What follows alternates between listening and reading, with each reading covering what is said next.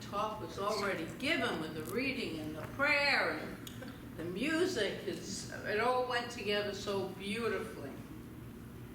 Today we're going to take a look at creating a life that brings us fulfillment and joy. If we don't already have it, we can always have more. And here's the deal. Living that life begins when we live from certain spiritual principles.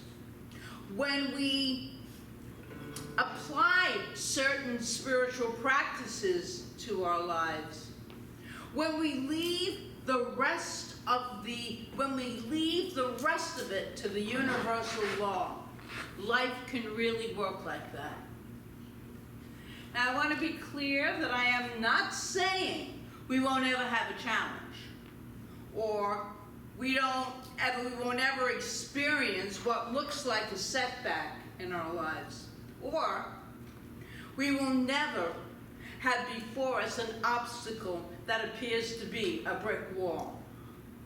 Then again, when we live from those certain spiritual principles, when we apply certain spiritual practices, and when we then leave the rest to that divine law, those things that look like challenges, setbacks, obstacles, become building blocks. You might have heard that this morning.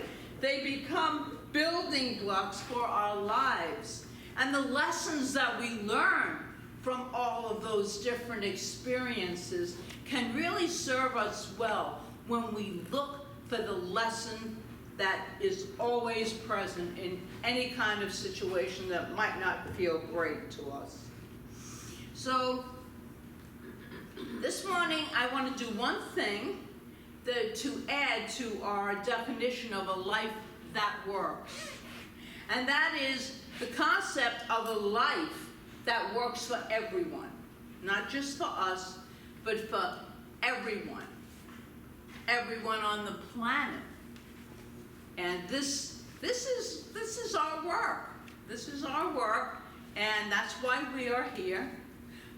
So, wouldn't that be a great addition to a life well lived when we are doing it together? And I think that is something that every individual who has begun to personally awaken to their true self, to their true desires, I really think that this is what everybody really wants. When we have woken up from that sleep we've been in and not been aware of these spiritual laws, these spiritual practices. Life truly works when we have a connection with something greater than ourselves, even though that greater than ourselves is within us. It's just everywhere. So when we have that great faith and knowing that there is something that is so amazing, this universe is so amazing, so amazing. When we have dynamic, vibrant, radiant health, and when we are in the flow financially, when we have loving, harmonious relationships, when we feel peace and happiness, we are joyously sharing our talents and gifts with others. We all love the work and the life that we lead. I mostly like the life that I lead. When I go within, which is where all the work is, which you're going to get into in a minute, I personally enjoy the life that I have created within myself. And it wasn't always like that at all. So, as we recognize, and this week will be it, that 24 years ago this month, terrorism hit the United States in a profoundly painful way. And how we look at what has happened and what has transpired in the world over the 24 years since then, we see that we have a considerable way to go before we have a life that works for everyone. As there is certainly still a great deal of strife and pain and terrorism in the world and in our country, because we are part of the world. Nothing is separate. Some people are they're called to move into social and political action and to bring about the changes that support those ideals, and that's wonderful. That we need that. That's great. Today, however, sitting in this room, don't think you're not doing something. This is so important for us to know. You are doing a tremendous task, not even a task, but you're adding to the collective when you do the work inside, when we each do our work inside about what we perceive and what we feel and how we respond. We do it all here, not with a lot of external hard work. But we are going to explore today a very famous line from Mahatma Gandhi: be the change that you wish to see in the world. You've all heard that? But, oh wait, did he actually say that? We all think he said that. It's on all the posters, the bumper stickers, the mugs. I've even used it in Sunday services, right? We all think that.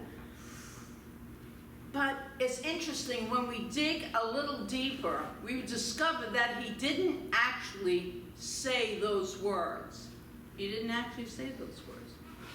As a statement, it is a great statement, and I will always use it, of profound wisdom. And even though he didn't talk or say it, we attribute it to him, and I believe he would support that idea in any case. He would. This notion of being the change does a couple of powerful things when we really adopt it. Think about it. Be the change that you wish to see in the world. What do you want to see in the world? Don't you want to see peace? Don't you want to see harmony? Don't you? Well, then be that peace, that harmony. Be that which you wish to see. Think about it. Be the change we wish to think in the world. It stops us from judging and complaining about others. Oh, wow. Yeah, that's a big one. It calls us to a higher level of personal responsibility. And these ideas are so very consistent with our New Thought belief system. What we teach, what we believe, and what we live here and out in the world. In Science of Mind, this is from Holmes, page 395, he writes this: in the use that we make of the law of cause and effect, in our individual experience, we are responsible. So the idea of being the change we wish to see in the world is a powerful, powerful thought, and will take us far to create a life that works for everyone.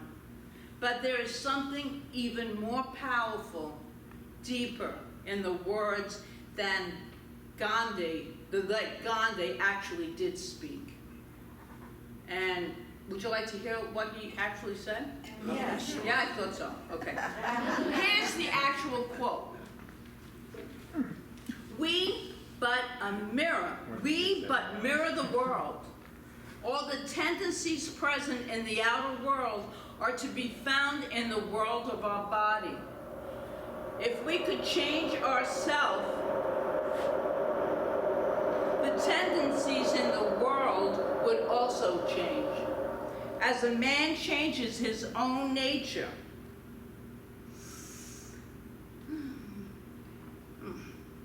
so does the attitude of the world change toward him. This is the divine mystery supreme, a wonderful thing it is, and the source of our own happiness. We need not want to see what others do. So that's a very powerful quote that he spoke, and I just want to go over the first 3 lines again. We but mirror the world, or the tendencies present in the outer world can be found in the world of our body. If we could change ourselves, the tendencies in the world would also change. In reading the original quote, we can understand how or why it might have been paraphrased to be the change you wish to see in the world. But doing so only gives us part of the story. His original statement speaks to our fundamental spiritual principle, that of oneness. That's what it speaks to, that of oneness.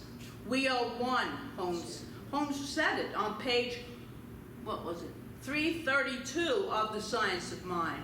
The unity of good, with, of course, the capital G, is a revelation of the greatest importance, for it teaches us that we are one with the whole and one with each other. The fatherhood of God, and we can say motherhood too, this is the way Holmes wrote, of God and the actual brotherhood/sisterhood of man will be made apparent on earth to the degree that man or woman realizes true unity. True unity. Got a long way to go, but that's where the work begins. It begins within us, each and every one of us. So what goes on inside me absolutely and completely affects what goes on not just in my world, but in our world. Have you ever gone to a family event over and over again? Most of you have. And you just stay aligned with your oneness, with your principles, with your belief. That changes the vibrations in the room. It definitely changes the vibrations. So you can see it in that small dynamic. Imagine if we all did this, how it does spread out. And we are responsible for ourselves. We truly are. And that's where the work begins. And I talked about being in perfect, radiant health, because we are. Sometimes it looks like we aren't. But as I was looking through some old files, found a book. This book is by Raymond Charles Barker, and it's called Treat Yourself to Life. It is signed by Raymond Charles Barker. I didn't even know I had this book.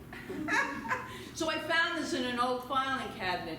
But he is talking about healing ourselves when all the professionals, when all the experts tell us what's wrong with us, what can't be fixed, what we'll be stuck with, what world we'll live in. No, he believes that if you really believe it, you really know it with all your heart, and he knew it with this woman. He gives a lot of examples in here. And people are healed in that way. Because in God, there's nothing to heal. There's only perfection to reveal. So this is something we do have control over. We think we don't. We think the diagnosis, the situation, has power over us. Nothing has power over God. So how deep is your belief in that? How deep? Gandhi's power came from his inner work to arrive at this truth of oneness in the world. And what we are about here at Joyful Gathering Spiritual Center is exactly that. That's why we meet on Sundays, to have these talks, to remind ourselves all the time, to remind ourselves. That's why we have that's why we have classes, why we have all these wonderful different groups that we have and workshops. It's why we are here, for these wonderful truths of oneness. There's an amazing analogy of the power of this in a book by H.B. Jeffries. And this is an old book too, called The Principles of Healing. The analogy is based first on the premise, which is a spiritual principle that we teach here. He wrote this: when you know the truth, and that's that we're only one, that we are whole, complete, and perfect, that's the truth, there will be a freeing from untruth. The freeing will come forth because you have woke up out of a sleep, because you know that God is always all in all, and that there never is any other presence or power or substance or intelligence. When you see that, you will not try to heal. Practitioners who make great labor of healing by working on their patient do not get along very fast, because they are trying to do something that does not need to be done. God is all there is, and you cannot change God. You cannot do anything to God. And everything you do is with God, because you are that God. You are that God essence, that God substance. That's the truth of who you are. This is just our human, all this stuff. The thoughts are our human thoughts. And we constantly, this is why the work is inside, replace them with statements of truth. Anyway, back to him, Jeffries.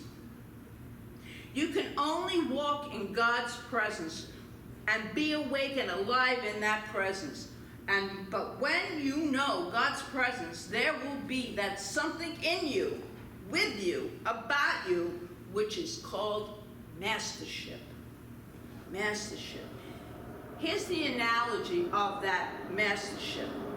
Suppose that there's only one singer in a whole choir who sings perfect pitch, is always on key, and the rest of the choir is not. That is akin to one person in a group of people who are still sleepwalking through life. It's akin to that as a person who knows the spiritual truth of their being, and they stay in that alignment, in that vibration, in that presence. If that one person in the choir will keep to the true key and tempo, ignoring all the rest and singing correctly, the entire choir will eventually swing into the right way and soon be together with that one. This will happen not because the true singer has given any attention to those who are not on key, but because he kept his own accuracy, because he has maintained his knowledge and this expression to the principle of music.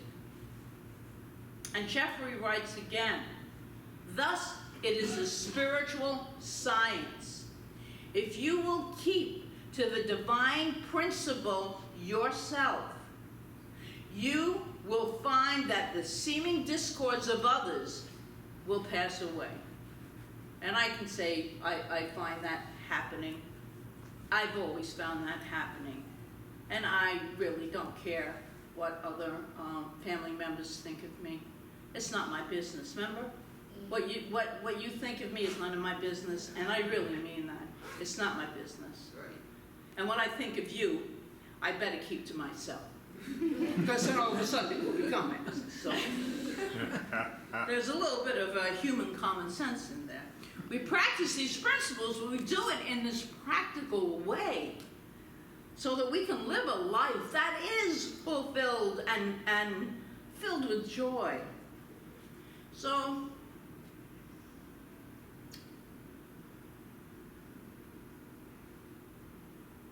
why would we want to keep that alignment, that way of being within ourselves and aligning ourselves with our spiritual principles, because we are a mirror to the world. What we feel and think and say is taking place. We are manifesting it. All the tendencies present in the outer world are also found in the world of our bodies. Because in science, quantum science is proving this right now. It's been proven. Nothing is separate. If an atom or a cell over here changes, it changes all the others. It's one. It's oneness. They are proving that everything is interconnected. So Holmes and all of these New Thought thinkers were way ahead of what we are proving today in science, in the new science, not the old.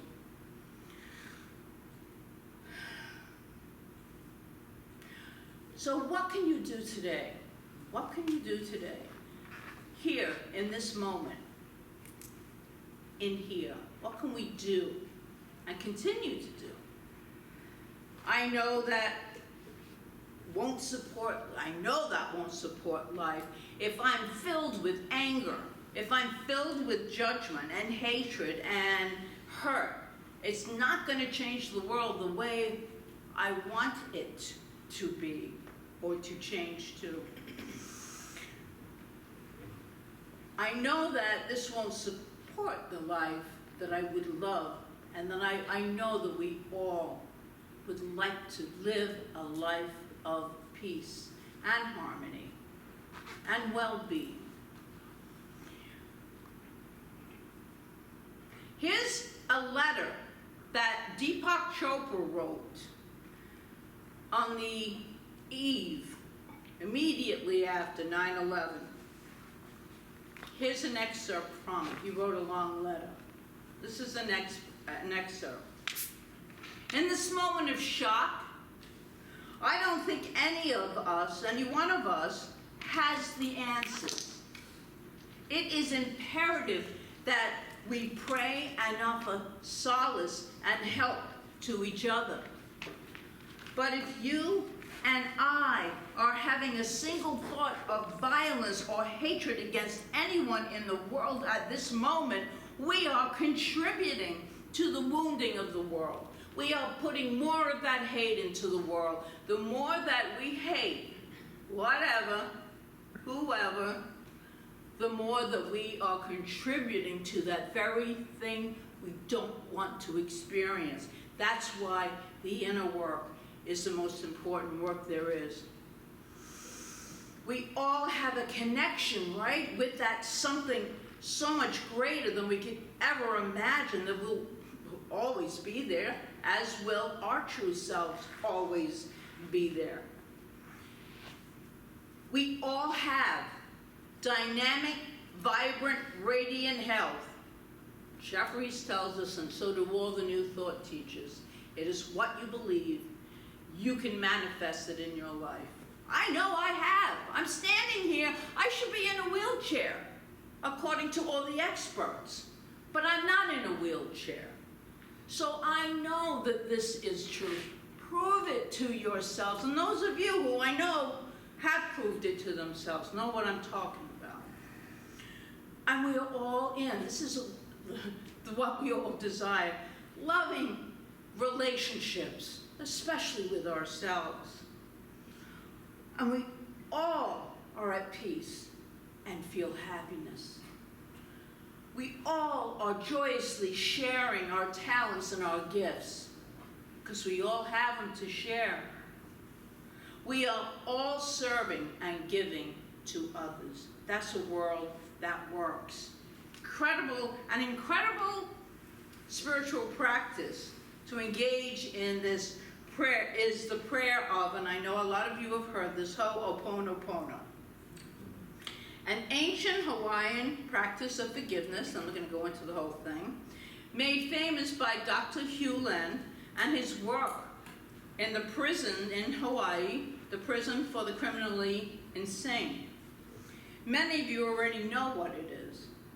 Some may not. So, simply put, Ho'oponopono is based on the knowledge that anything that happens to you or that you perceive, the entire world where you live is your own creation, and thus it is entirely your responsibility, 100%, no exceptions.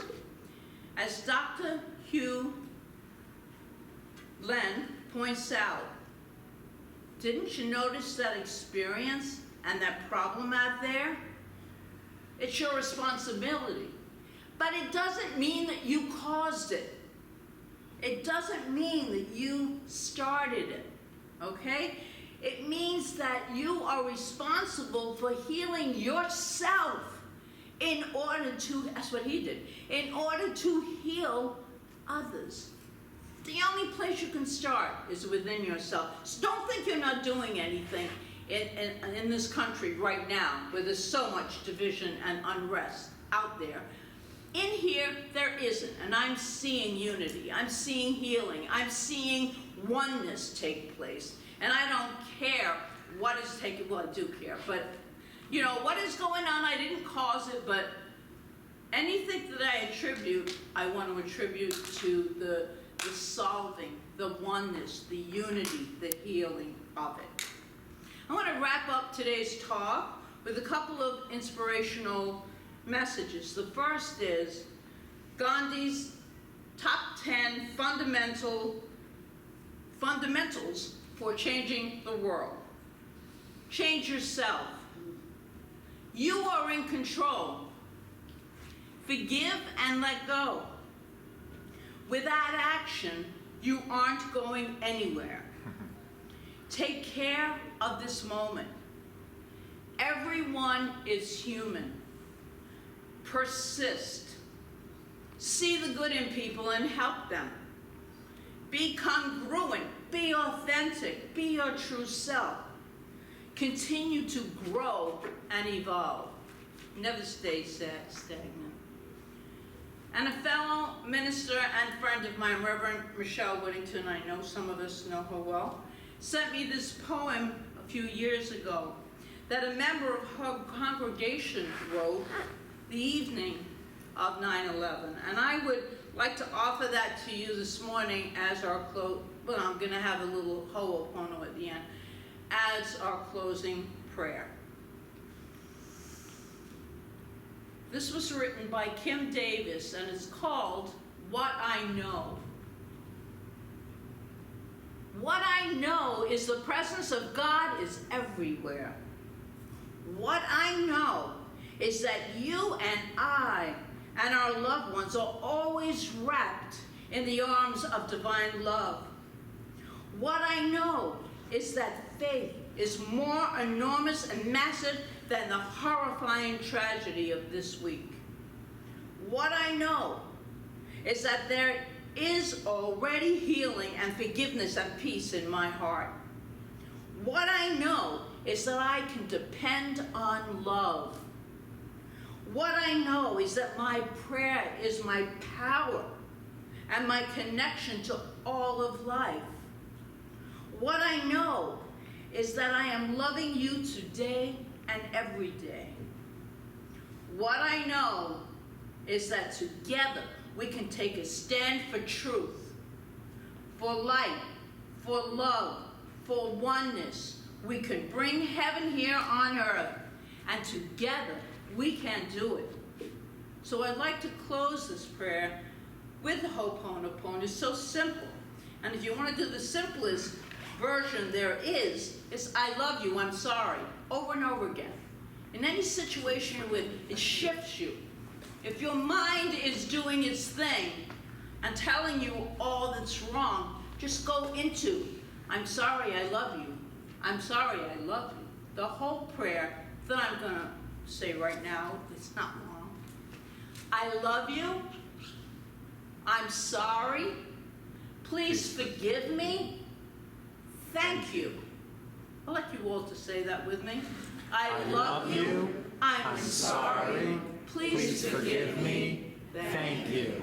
And so it is. So it is.